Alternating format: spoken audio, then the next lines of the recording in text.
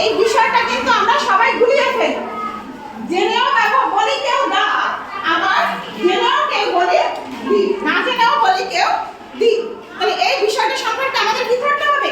জানতে হবে। ভাওয়াল পাঁচটি কি কি?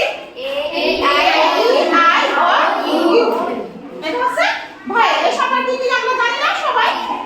প্রত্যেকে কি জানে এটা? ভাওয়াল কয়টি? পাঁচটি। কি কি? A I O you.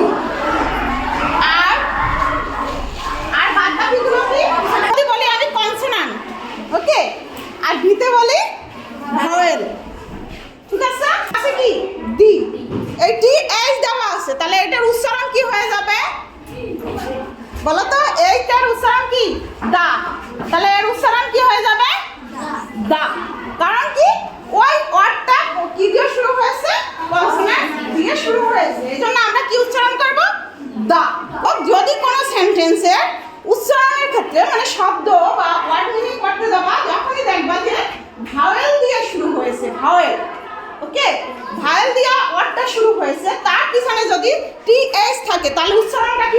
Vowel দিয়ে শুরু হয়, তার উচ্চারণ কি হবে? দি। কারণ এখানে এই যে সংক্ষেপে বলে দিচ্ছি, দাদির সমাধি দা, দা, রাইট।